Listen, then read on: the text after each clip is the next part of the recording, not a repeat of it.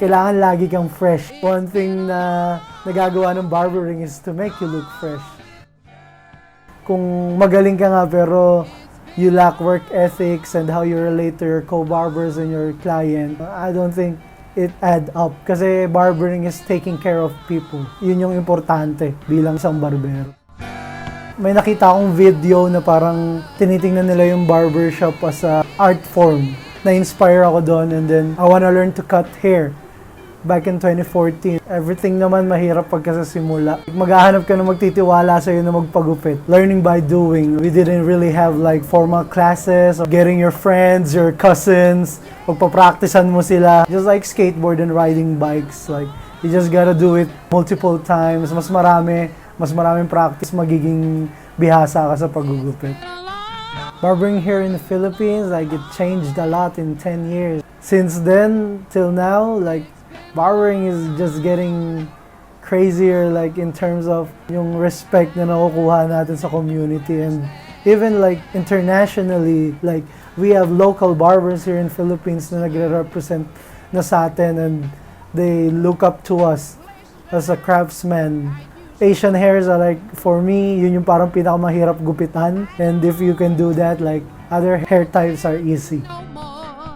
Siguro magiging regular rin yung mga gupit na 1,500, 2,000 pesos because na-appreciate na nung tao yung kumbaga na-educate na sila how to get a good haircut and a good service from their barbers. So until that then, like, yeah, we keep elevating and innovating and educating. Bibigyan ko siya ng magandang gupit na siya lang yung meron na bagay sa kanya. Yung gupit na yun yung magsisilbing identity niya. Buhok yung nagbibigay ng identity sa tao. I am a former graphic artist and then inspire me is mga videos na napapanood ko sa internet. Parang nakikita ko siya as crafts, as art. Tinry ko and luckily nag-click. Nag-decide ako mag-aral sa ibang bansa nung nakita ko may potential ako sa paggugupit ng buhok. From Hong Kong, Thailand, Singapore, then yung pinaka-recent is Malaysia. Hindi naman siya yung barber schooling. Parang mga seminars lang yun. Kasi para sa akin yung talent nakakasa yan eh. Upo ka dito, hindi ka marunong, pwede kitang turuan, i-enhance natin yung talent mo. Pero yung character mo, tsaka yung good traits mo towards other people, hindi ko na yan pwedeng ituro sa'yo. Kung mabuti kang tao, makikipag-usap sa iba. Hindi ako saksi sa makalumang way of barbering. Hindi nila ako kasabay nung sila yung nahihirapan itaas. Kumbaga, isa lang ako sa boom, nagpa-boom eh. Hindi ako kasama sa hirap nila. Isa lang din ako sa nakinabang sa lahat ng ginawang benefits na mga nauna sa akin. Sa tingin ko, kung makikisama lahat ng barber, mas mag-held ng mas madaming events towards barbering, tataas yung value ng gupit dito sa Pilipinas. Pero depende kasi yung mga barber ngayon, local barber, nakikita naman natin, di ba? Parang naghihilaan sila. Pero hopefully, sana tumaas yung value ng barber para yung tingin din ng mga tao sa barber, hindi lang barbero lang. Lagi kasi terminology dito sa atin, barbero lang yan eh. Hindi nila alam yung parang, di ba? Yung risk, yung knowledge, kung saan pinulot yun. Hopefully, kayanin yung 5K per cut. 5 to 10 years. But hopefully, humabot ng 10K. Yun talaga the best. Kasi plan ko rin after 10 years, ayoko na maggupit eh. Gusto ko na lang magturo, mag-share.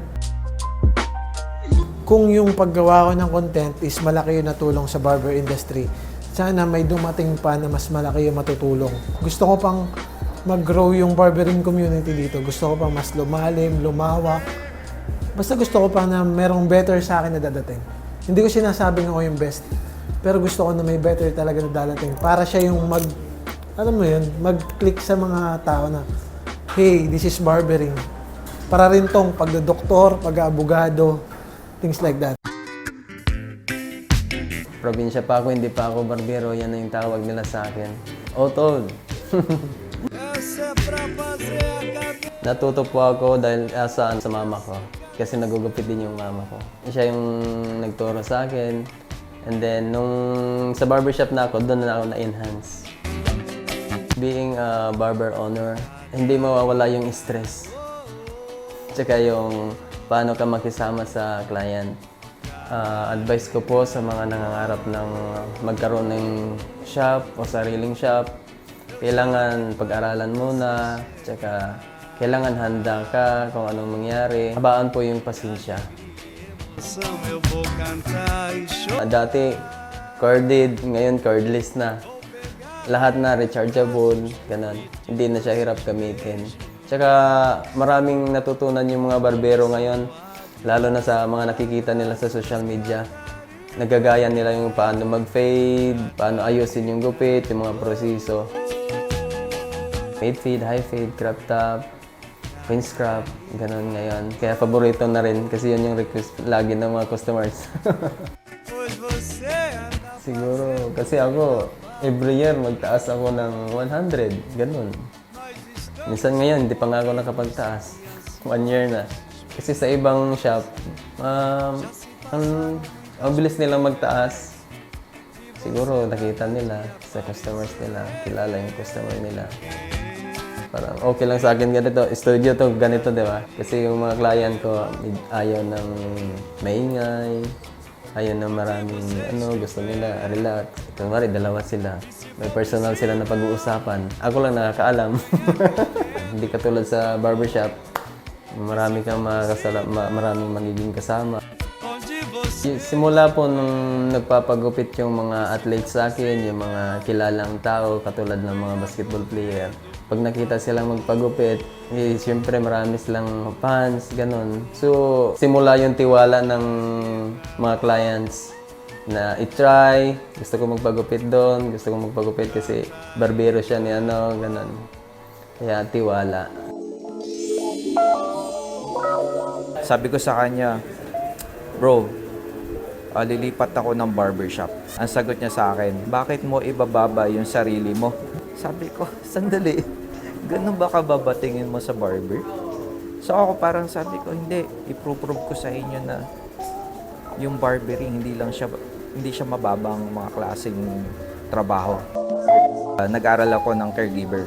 Me and my classmates went to an orphanage, parang boys town, something like that. Yung nakita ko yung mga boys, mga bata. Sabi ko, oh, looks like you guys need a haircut. Meron akong scissor and comb. Tapos yun lang. Tapos sabi ko, wow, sandali, parang grabe, marunong ako maggupit. Parang gift siya sa akin. Parang tingin ko, binigay siya sa akin ng God para i-fulfill yung happiness ng mga batang to. It's more than just a haircut. Mapasaya mo yon taong ginupitan mo, tsaka maano mo yung sarili niya, yung confidence niya. I went to school, David Salon Academy. That's where I learned hairdressing in cosmetology. So that's where I learned from my mentors din. Nandun ka lang sa likod, tinitignan mo bawat techniques nila. At the same time,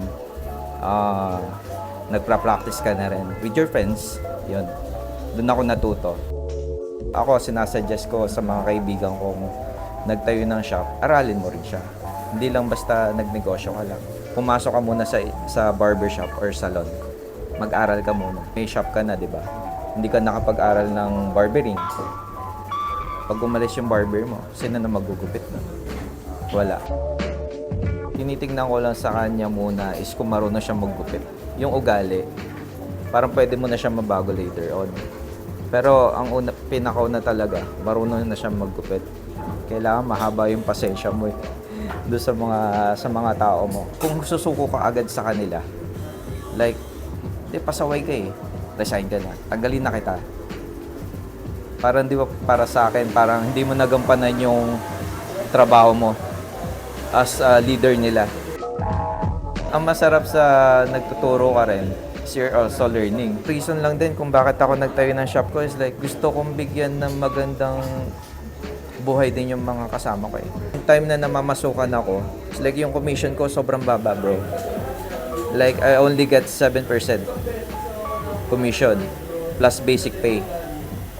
So parang ang baba no. Looking lang din sa mga barbers sa US, you guys get like 60% or 50. So sabi ko, bakit dito ganun lang? Eh yung buhay mo, like yung buhay ng mga barbers dito or hairstylists, nandun pa rin sila.